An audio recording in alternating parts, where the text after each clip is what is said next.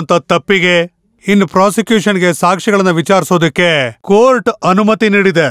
ಆದ್ರೆ ಆ ಕಾರಣಕ್ಕೋಸ್ಕರ ಇವ್ರ ಅಪರಾಧಿ ಅಂತ ಗೊತ್ತಾಗೋದಕ್ಕೂ ಮುಂಚೆ ಅವ್ರನ್ನ ಜೈಲಲ್ಲಿ ಇಟ್ಕೊಳ್ಳೋದು ತುಂಬಾ ಅಪರಾಧವಾಗುತ್ತೆ. ಅದಕ್ಕೋಸ್ಕರ ರಾಜನ್ಗೆ ಕೋರ್ಟು ಕಂಡೀಷನ್ ಬೇಲ್ ಅನ್ನ ಕೊಡಲಾಗುತ್ತೆ.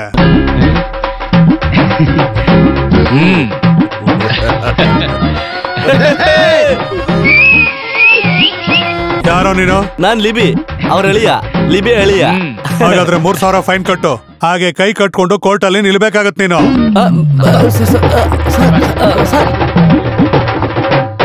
ಮತ್ತೆ ಇವಾಗ ಜಾಮೀನ್ ಮಾತ್ರ ಸಿಕ್ಕಿದೆ. ಹೊರಗಡೆ ಹೋಗ್ಬಿಟ್ಟು ಯಾವ ಗಲಾಟೆಲ್ಲೂ ಸಿಗಾಕೋಬೇಡ. ನಾನು ಆ ತರ ಕೆಲಸ ಎಲ್ಲ ನಿಲ್ಸ್ಬಿಟ್ಟಿದ್ದೀನಿ ಸರ್. ಒಳ್ಳೇದಾಯ್ತು. ಈಗ ನನಗೆ ಗುರಿ ಇದೆಯಲ್ವಾ? ಇಲ್ಲಿವರೆಗೂ ನಾನು ಮಾಡಿರೋ ತಪ್ಪು ಒಂದು ಹೆಣ್ಣು ಬದಲಾಯಿಸಿದಾಳೆ. ನಾನು ಹೇಗಾದ್ರೂ ಮಾಡಿ ಅವಳನ್ನ ಕಂಡಿಡಿಬೇಕು. ಯಾವ್ದು ಆ ಲೆಟರ್?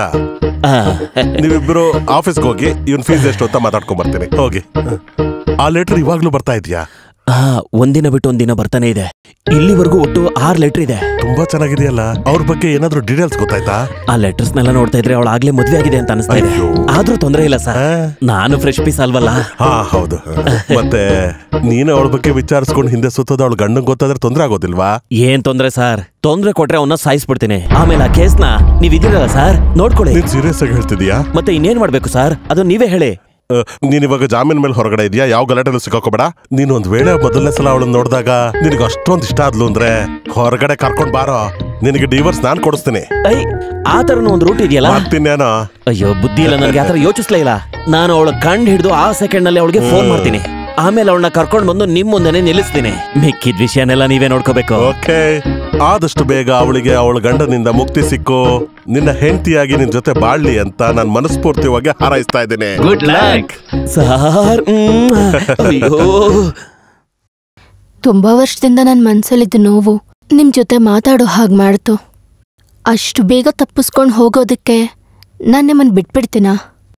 ಅವಳ ಸುಂದರವಾದ ಕಣ್ಣನ್ನು ನೋಡೋದಕ್ಕಾಗ್ದೆ ಅವ್ನು ತಡವರಿಸ್ದ. ದೇವಿ ಮಾತಾಡ್ತಾನೇ ಇದ್ಲು. ಒಂದನ್ನ ಅರ್ಥ ಮಾಡ್ಕೊಳ್ಳಿ, ನಿಮ್ಮನ್ನ ಹದಬಸ್ತಲ್ಲಿಟ್ಕೊಳ್ಳೋದು ನಾನೇ. ನನ್ನ ಕೈಯಲ್ಲಿರೋ 5 ಬೆರಳುಗಳು ನಿಮ್ಮನ್ನ ನೋವಿಂದ ಕಟ್ಟು ಹಾಕಿದೆ. ನೀವು ತಪ್ಪಿಸ್ಕೊಳ್ಳೋದಕ್ಕಾಗೋದಿಲ್ಲ. ಯಾವುದೇ ಕಾರಣಕ್ಕೂ ನಾನು ಅದನ್ನು ಮಾಡೋದಿಲ್ಲ.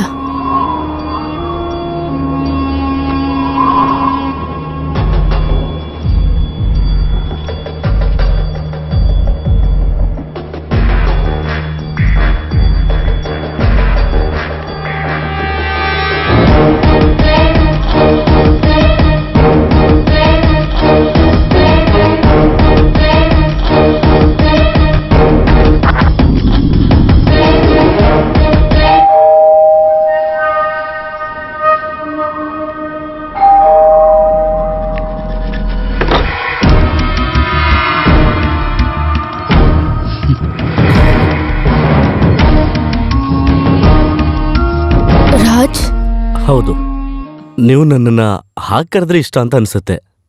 ನಾನು ಒಳಗಡೆ ಬರ್ಬೋದಾ? ನಾನು ನಿಮ್ಮನ್ನ ಏನಕ್ಕೆ ಪರ್ಮಿಷನ್ ಕೇಳಬೇಕು? ನನ್ನ ಹಸ್ಬೆಂಡ್ ಮನೇಲಿಲ್ಲ. ಅದಕ್ಕೆ ನಾನು ನಿಮ್ಮನ್ನ ನೋಡಕ್ ಬಂದಿದ್ದು ತಾನೆ.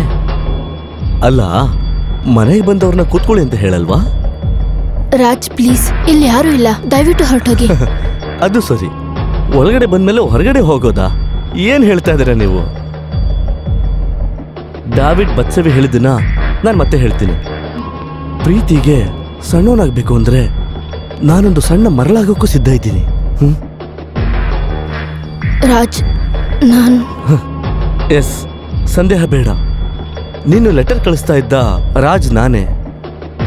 ನೀನು ಇದುವರೆಗೂ ನೋಡದೇ ಇರೋ ಲೆಟರಲ್ಲಿ ಮಾತ್ರ ಕಲ್ಪನೆ ಮಾಡ್ಕೊಂಡಿದ್ದ ರಾಜ್ ಮೆನನ್.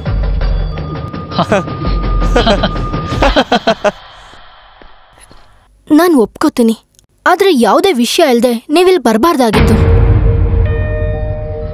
ಇಲ್ಲಿ ಬನ್ನಿ ಅಂತ ನಾನು ಕರೆದ್ನಾ? ಇಲ್ವಲ್ಲ. ಪ್ಲೀಸ್, ನನ್ನ ಹಸ್ಬೆಂಡ್ ಬರೋದ್ರೊಳಗೆ ನೀವಿಲ್ಲಿಂದ ಹೊರಟೋಗಿ ಪ್ಲೀಸ್. ಅಯ್ಯೋ, ಮನೋಜ್ ಬಂದ್ರು. ಹೋಗು ಬಾಗಿಲು ತೆಗಿ. Bhavana. Raj please please please, ಬೇಡ್ಕೊಳ್ಳೋದೇನ್ ಬೇಡ, ಏನೂ ಆಗೋದಿಲ್ಲ. ಭಾವನಾ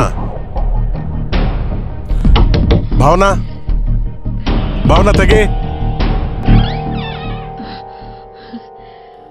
ನೀನ್ ಯಾರ ಜೊತೆ ಮಾತಾಡ್ತಾ ಇದ್ದೆ? ನಾನಾ? ಅಲ್ಲ ನೀನ್ ಯಾರ ಜೊತೆನೂ ಮಾತಾಡ್ತಿರೋ ಹಾಗೆ ಹೊರಗಡೆ ಕೇಳಿಸ್ತಲ್ಲ. ಅದೇನಿಲ್ಲ, ನಾನು ಪುಸ್ತಕ ಓದ್ತಿದ್ದೆ. ಇಷ್ಟೊಂದು ಜೋರಾಗ? ಮನೋಜ್, ನೀವು ಫ್ರೆಶ್ ಆಗಿ ಬನ್ನಿ, ನಾನು ಊಟ ರೆಡಿ ಮಾಡ್ತೀನಿ, ನೀವು ಹೋಗಿ.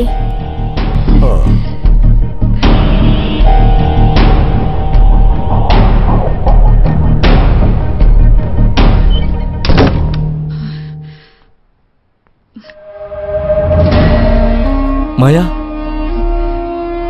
ರಾಜ್ ರಾಜ್ ದಯವಿಟ್ಟು ಹೊರಟೋಗು. ಬೇಕಂದ್ರೆ ನಿನ್ ಕಾಲ್ ಹಿಡ್ಕೋತೀನಿ. ಹೊರಟೋಗು, ನನ್ನ ಜೀವನ ಹಾಳು ಮಾಡಬೇಡ ರಾಜ್. ಹೇ, ನೀ ಯಾಕೆ ಬೇಡ್ಕೊಳ್ತಿದ್ದೀಯಾ? ನಿನ್ನ ಹಸ್ಬೆಂಡ್ ಜೊತೆ ನಾನು ಮಾತಾಡ್ತೀನಿ. No Raj, please. ಮನೋಜ್ಗೆ ಇದ್ರ ಬಗ್ಗೆ ಗೊತ್ತಿಲ್ಲ. ಪ್ಲೀಸ್ ರಾಜ್, ನನ್ನ ಮೇಲೆ ಸ್ವಲ್ಪನಾದ್ರೂ ಪ್ರೀತಿ ಇದ್ರೆ ನೀವು ಇಲ್ಲಿಂದ ಹೊರಟೋಗಿ ಪ್ಲೀಸ್. ನೀವು ಯಾವಾಗ್ಲೂ ನನ್ನ ಮನ್ಸಲ್ಲೇ ಇರ್ತೀರಾ. ನೀವು ದಯವಿಟ್ಟು ಹೊರಟೋಗಿ. ಸರಿ, ನಾನು ಇವಾಗ ಹೋಗ್ತೀನಿ, ಆದ್ರೆ ಮತ್ತೆ ಬರ್ತೀನಿ. ಯಾಕಂದ್ರೆ ನನ್ನ ಮನಸ್ಸಿಂದ ನಿನ್ ಮರೆಯೋದಕ್ಕಾಗಲ್ಲ. ನೋ ರಾಜ್, ನೋ ರಾಜ್, ಬೇಡ please. Okay okay, I can understand your situation. ನಾನು ಮತ್ತೆ ಬರ್ತೀನಿ.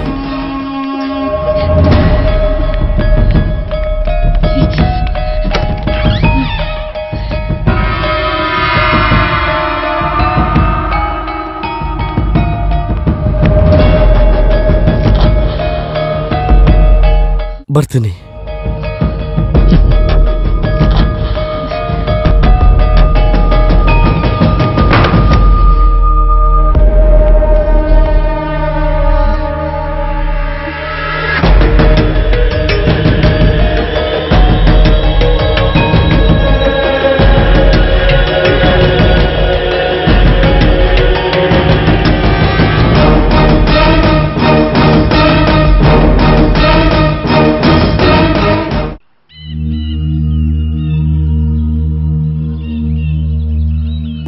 ಜೀವನದಲ್ಲಿ ಸಂಸಾರ ಮಾಡೋದು ಅಷ್ಟೊಂದು ಕಷ್ಟವಾದ ವಿಷಯ ಅಲ್ಲ. ಒಬ್ರೇ ಮಾತಾಡ್ಕೊಳ್ಳೋದು ಅಂತ ಸಮಸ್ಯೆ ಅಲ್ಲ. ಕೆಲವು ಸಮಯ ನಾವು ಹಾಗೆ ಮಾಡ್ತೀವಲ್ವಾ? ಆದ್ರೆ ಪಕ್ಕದಲ್ಲಿ ಯಾರೋ ನಿಂತಿರೋ ಹಾಗೆ ಬಿಹೇವ್ ಮಾಡುವಾಗ ಅವಳು ಹೇಳೋದೆಲ್ಲಾನು ನಮ್ ಯಾರ ಕಣ್ಣಿಗೂ ಕಾಣದೇ ಇರೋ ಹಾಗೆ ಬೇರೆ ಯಾರೋ ಪ್ರಶ್ನೆಗೆ ಉತ್ತರ ಕೊಡೋ ಹಾಗಿದ್ರೆ ಹೇಗೆ?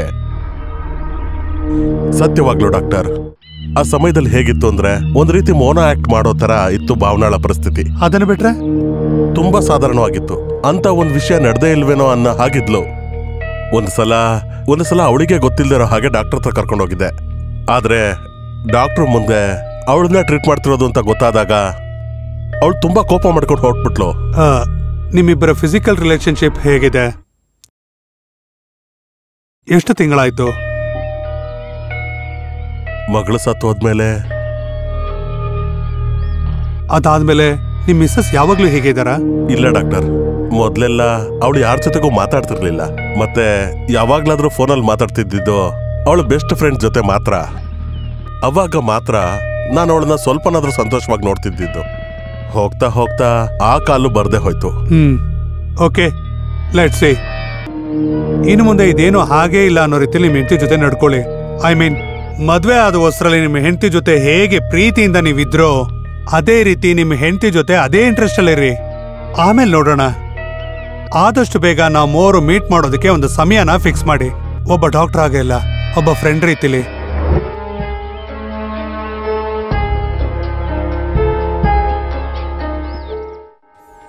ಇದ್ರಲ್ಲೂ ಇದೆಯಲ್ಲ. ಏನ್ರಿ, ನೀವಿನ್ನೂ ಹೋಗಿಲ್ವಾ? ಹೋಗ್ದೇನೆ ಅದು ರೆಸ್ಟ್ ಇಟ್ಕೊಂಡು ಕೂತ್ಕೊಳ್ಳುತ್ತೆ. ಅಲ್ಲಿ ನೋಡು, ಏನ್ ಮಾಡ್ತಾವ್ರ ಅವರು? ನಾನು ಅವಾಗೆ ನೋಡ್ತಾನೆ ಇದೀನಿ, ಓದ್ತಾನೆ ಇದೆಯಲ್ಲ. SSLC ಎಕ್ಸಾಮ್ ಏನಾದ್ರು ಬರೀತಿದ್ಯಾ? ಸ್ವಲ್ಪ ಮಾತಾಡದೆ ಇರ್ತೀಯಾ? ಲಿಬಿ ಮಚಾ, ಇದ್ರಲ್ಲಿ 3 ಲೆಟರ್ಲಿ ಬಾಲ್ಕನಿ ಅಂತ ಬರ್ದಿದ್ದಾಳೆ. ಹೌದಾ? ಒಂದ್ ಲೈನ್ ಏನಂತ ಇದೆ ಗೊತ್ತಾ? ಮನೇಲಿ ಫ್ರೀ ಆಗಿರೋ ಬದಲು ಹಾಗೆ ಬಾಲ್ಕನಿಗೆ ಹೋಗಿ ಆಕಾಶ ನೋಡ್ತಾ ನಿಂತ್ಕೊಂಡಿದ್ದೆ ಅಂತ ಬರ್ದಿದ್ದಾಳೆ. ಎಂತ ಲೈನು ನೋಡೋ ಮಚ್ಚ. ಅವಾಗ ಫ್ಲಾಟ್ ಅಲ್ಲೆಲ್ಲೋ ಉಳ್ಕೊಂಡಿದ್ದೆ ಅಲ್ವಾ? ಹೌದು. ನೀವ್ ಯಾರ ಬಗ್ಗೆ ಮಾತಾಡ್ತಿರೋದು? ಮಚ್ಚ ಮದ್ವೆ ಆಗೋ ಹುಡುಗಿ ಬಗ್ಗೆ ಮಾತಾಡ್ತಾ ಇದೀವಿ. ಏನಂದೆ? ಅವನು ಹೇಳ್ತಾ ಇರೋದ್ ನಿಜಾನೇ. ಒಂದ್ ಕೊಲೆ ಕೇಸ ಇನ್ನೂ ಮುಗ್ದಿಲ್ಲ, ಅಷ್ಟ್ರಲ್ಲಿ ಇನ್ನೊಂದ್ ಬೇರೆನಾ? ನಿನ್ಗದೇನ್ ರೋಗನೋ ಗೊತ್ತಿಲ್ವಲ್ಲ. ಇದು ಮಚ್ಚನ್ನೇ ಹುಡ್ಕೊಂಡ್ ಬಂದಿರೋ ಕೇಸು. ಮಚ್ಚನ್ನ ಪ್ರೀತಿ ಮಾಡ್ತಿರೋ ಹುಡುಗಿ. ಅವಳ ಅಡ್ರೆಸ್ ಇದೆಯಾ ಅದ್ರಲ್ಲಿ? ಇಲ್ಲ. ಮತ್ತ ಅದ್ ಹೆಂಗೆ ಏಮಾರ್ಸ್ದೇ ಇರ್ಬೋದು? ಅದು ಭಯದಲ್ಲಿ ಬರಿದೇ ಇರ್ಬೋದು. ಆ ಅಡ್ರೆಸ್ ಅನ್ನ ಇವ್ರು ಹುಡ್ಕೊಂಡ್ ಹೋದ್ರೆ ಗಂಡನ ಹತ್ರ ಮಚ್ಚ ಸಿಕ್ಕಾಕೊಳ್ಳಲ್ವಾ? ನೀನ್ ಹೋಗೋ. ಅಯ್ಯೋ ದೇವ್ರೆ, ಹಾಗಾದ್ರೆ ಅದ್ ಸೆಕೆಂಡ್ ಹ್ಯಾಂಡಾ? ಅಯ್ಯೋ, ಇವನು ಅದೇ ತಾನೆ. ರಾಜ ಹೇಳ್ತಾ ಇದೀನಿ ನೋಡು, ಬೇಡ. ದಯವಿಟ್ಟು ನೀನ್ ಯಾರಿಗೂ ಹೇಳದೆ ಇದ್ರೆ ಒಳ್ಳೇದು. ನನ್ಗೇನೋ ಇವನು ಹುಚ್ಚಿಡ್ದಿರ್ಬೇಕು ಅನಿಸ್ತಿದೆ. ನಿಮಗ್ ಗೊತ್ತಾ, ಕೆಲವು ಸಮಯದಲ್ಲಿ ನಾನು ಹುಚ್ಚಿಯಾಗಿ ಕೆಲವು ಸಮಯದಲ್ಲಿ ಹುಷಾರಾಗಿರ್ತೀನಿ. ನಿಜಾನೇ, ಪ್ರೀತಿ ಕೆಲವು ಸಮಯದಲ್ಲಿ ನಮ್ಗೆ ಹಾಗೆ ಬದಲಾಯಿಸುತ್ತೆ.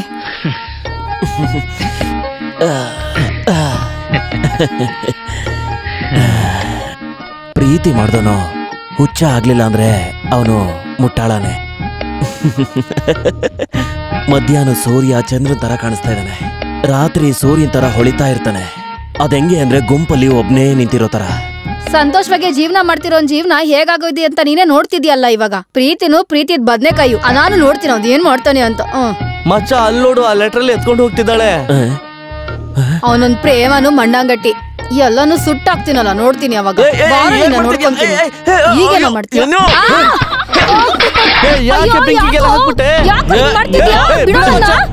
ನೀನ್ ಎದ್ದೋಗಿ ಒಳಗಡೆ ಹೋಗು ಅಂತ ಹೇಳ್ತಾ ಇದ್ದೀನಿ.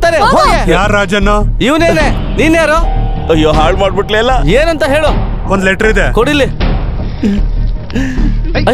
ಮಚ್ಚ, ನಿನಗ್ ಬಂದಿರೋ ಲೆಟರ್ ಇದು. ಅವಳೇ ಅನ್ಸುತ್ತೆ, ನೋಡು.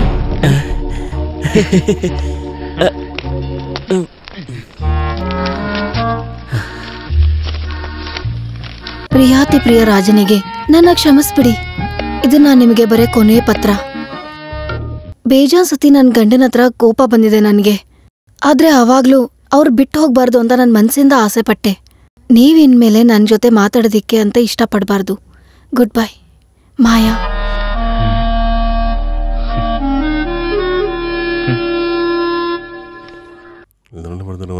ನೀನು ಕಾಣಬೇಕು ನೋಡಿ ಸರ್, ಈ ತರ ಲೆಟರ್ ಬರ್ತಿದ್ದಾಳೆ ಅಂದ್ರೆ ಅದಕ್ಕೊಂದು ಕಾರಣ ಇರ್ಲೇಬೇಕಲ್ವಾ ಸರ್? ನೀವು ದೊಡ್ಡ ಲಾಯರ್ ತಾನೆ, ಇದಕ್ಕೊಂದು ಉತ್ತರ ಕೊಡಿ. ಅದೇನಂದ್ರೆ, ನೀವು ಯೋಚನೆ ಮಾಡೋ ಕಷ್ಟ ಎಲ್ಲ ತಗೋಬೇಡಿ, ಅದನ್ನ ನಾನೇ ಹೇಳ್ತೀನಿ. ಇದ್ರ ಹಿಂದೆ ಒಬ್ಬ ವ್ಯಕ್ತಿ ಇದ್ದಾನೆ. ಯಾರು? ಬೇರೆ ಇನ್ಯಾರೋ, ಆ ಪರದೇಶಿ ಅವಳ ಗಂಡ. ಹಾಗಂತ ಲೆಟರ್ ಅಲ್ಲಿ ಇದೆಯಾ? ಅಯ್ಯೋ, ಇದು ಗೊತ್ತಿರೋ ವಿಷಯನೇ ಅಲ್ವಾ ಸರ್? ಇದೆಲ್ಲ ಕಂಡಿಡಿಯೋದಕ್ಕೆ ನನ್ನ ಹತ್ರ ಒಳ್ಳೆ ತಲೆ ಇದೆ.